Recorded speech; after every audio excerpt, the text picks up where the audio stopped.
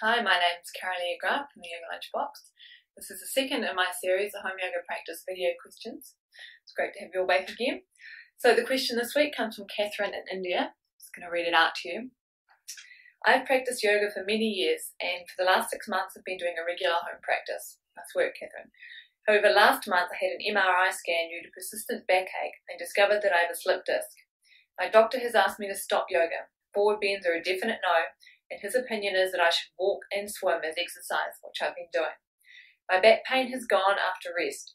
I still practice pranayama and meditation, but I miss asana while also being incredibly wary of making my back worse.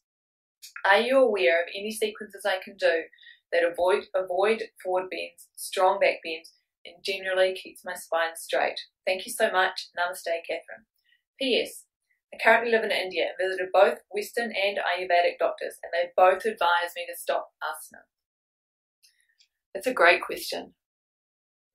One quite personal to me, because I too experienced herniated discs. When I was 16, I had a herniated disc which led to a spinal fusion, L4 and 5, and I wish I'd known about yoga then. I mean, I don't know for sure, but there's a possibility that I might have avoided the operation. And then again, another disc herniated when I was in my mid-20s, and as a result of yoga practice, I've just kept it in line. It still flares up every now and then, but with consistent practice, I can manage my symptoms. So, Catherine, is it possible to practice yoga with a herniated disc? Yes, it is. Absolutely. As long as you practice mindfully and with caution, yoga might even help the herniated disc to heal. Maybe not fully. Why then, if this is true, do both of your doctors advise you not to practice asana? Well, if you put yourself in the doctor's shoes, if they say to you, yeah, no problem, asana is fine, and then you go off and you do some and you injure yourself, then they're liable.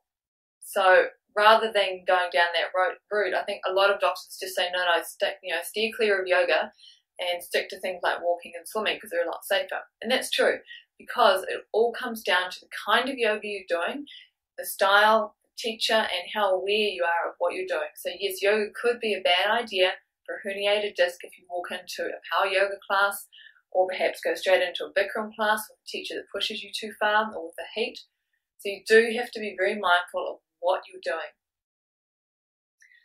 In an ideal world, what you would do is find yourself a yoga therapist, someone who's got specific experience with herniated discs, and get them to put you together an exact sequence. And they can teach you that sequence, and then you can take it home and do it by yourself.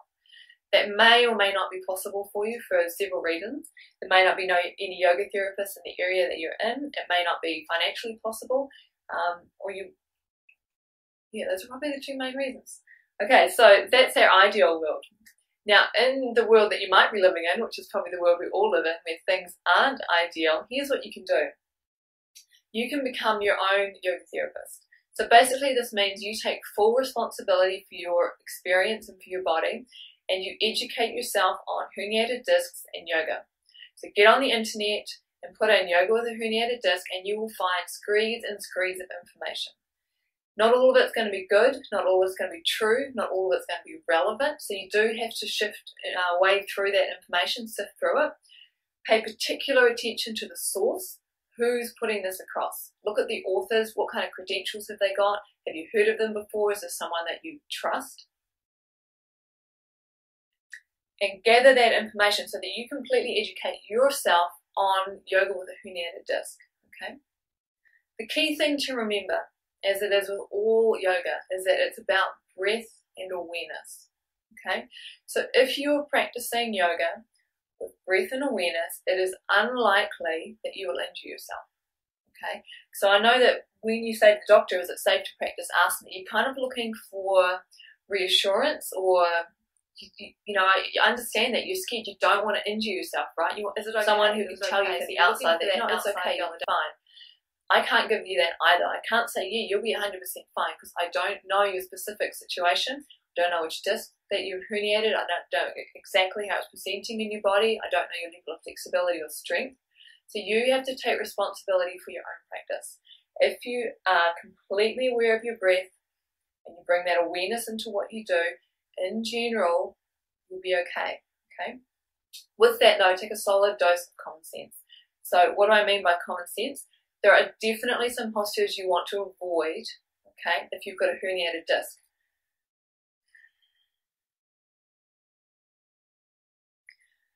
Strong forward bends? Absolutely. Don't even go near them. Any forward bend with straight legs, don't do. It's just not, there's no reason to. Forward bends sitting down, again, same thing, don't even go near them. There's just too much risk of injury. Fast yoga, don't go there. You don't need to do that either. You want to be doing slow, mindful, breath-led postures that are gentle and supported. Okay, so let's look at that in a little bit more detail. And I've written a few notes here because there's a lot to remember. Okay, so in general, if you're working with a herniated disc, I've already said avoid all straight-legged forward bends. Okay, you can still do some forward bends. So if you're doing a standing forward bend, bend your knees deeply. Okay, and this allows your pelvis to have more space to hinge over top of your femur bones, and it means that your spine isn't round and you're not putting as much stress on the spine or the discs. Okay, you can also do this using support, so you can use the back of a chair, or you can use a wall, or you can use a bench. So you rest your arms on that bench. What that does is create space through the pelvis. It lengthens your spine and opens it up. And then over time, you can just gently begin to straighten things a little bit. You'll still probably feel it in the hamstrings. Okay, so that's forward bends. Consider downward dog a forward bend. So yes, you can still do downward dog. In fact, I find that really beneficial for my spine, especially when my disc is playing up or I'm getting any sciatic pain. Bend the knees deeply and really get that sense of your pelvis hinging over top of the femur bones. Okay. Experiment with walking your heels up and down, so keep your knees bent and just walk those legs up and down, and this gets movement into the pelvis as well. Because in general, as you practice, what you're trying to do is create as much blood flow through the spine as possible and kind of get that energy going, get the prana going, while being very mindful of how you move. I know I'm so cautious, right? But I know yoga's amazing for herniated discs. Yoga can be horrendous for herniated discs. Both of these things are true. It's all in how you apply it.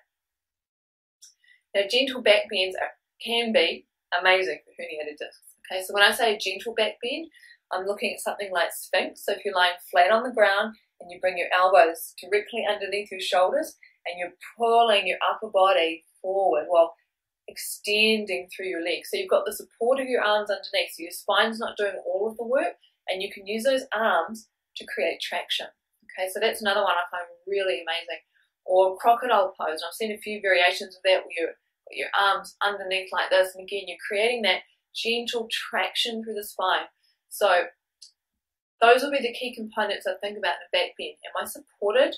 Am I creating traction, so length way through the spine? Yeah, creating movement from the tailbone. Gentle. Of course, you don't want to do some amazing upward bow or anything because it's just too much for your spine right now. So what did we talk about? We talked about crocodile, we talked about Sphinx. Locust pose can also be quite beneficial when you've got herniated disc. Perhaps start with keeping the legs on the ground and just inhale and lift up the upper body. Okay, and I've seen it done too. I find this helps as well. If I widen my legs out, this takes some of the stress out of the hips and makes it a little bit easier for me to find space through the pelvis and through the spine. So this back bends. Let's have a look at standing poses. You don't want to put too much weight onto anything, so I would avoid something like eagle pose, where you've got balance going on, you're on one leg, you're kind of tending to sit forward as well. Don't even go near that. If you're doing something like warrior one, I would probably keep my arms down on my hips and focus on grounding into the earth with my feet and finding lift and getting that pelvis just to free up a little bit. You can also use a wall or a bench behind you. So if you're doing anything that moves on that plane of movement, so think of warrior two or triangle pose. Probably don't want to go into side angle because you're going down too deep and twisting. But if you're doing warrior pose, you've got a wall behind you, which just gives you that extra support. If you've got a bench behind you, you can put your hands on the bench and then lower yourself gently down into warrior two and just focus on using the bench to give you a little bit of traction through the spine. So you're lifting up through the spine or gently opening through the pelvis. So when you start to think about it, it's like, how can I do this where I'm supported, creating length, opening, and traction. Okay, so then you can look at a yoga posture, and even though you think, oh, I don't really know what I'm doing, if you is that going to be beneficial for me with my spine? And then if you're not sure, you just move into it nice and slowly. Find the foundation and slowly go into the posture with the support, with the traction, with the openness, and just see, how does it feel? Breathe into your spine, breathe into your pelvis, and just notice what kind of feedback is your body giving you. Any pain, any tingling, any shooting pain, back off. Don't go there, okay? Learn to trust your own body and your ability to read into what your body is telling you. What about twists? Twists can be good, but they can also be bad. Okay, so I'll be really cautious with twists. I would start with keeping them all as an open twist, a supported twist. Yeah, open, supported, and gentle. So what do I mean by that? Again, you might sit on a chair with both legs flat, put one arm up behind the chair and one arm on the knee, and then pause. Don't twist into it. Think about breathing, so inhaling up the spine, and then let the exhale gently take you into that twist, okay? And keep it small. You don't have to do a massive twist. Just go really tiny and let the breath lead you, okay? Same thing, any pain, even discomfort when you're dealing with a herniated disc can be a signal to move out, right? You're not pushing your boundaries here. You're not playing your edge. You're just looking to start to bring a bit more movement and blood flow into the body. Okay. So how do you put all that together in a sequence, right? So we've talked about forward bends, we've talked about backward bends, we've talked about standing poses, we've talked about twists. One back bend that we didn't mention that could be quite useful is bridge pose.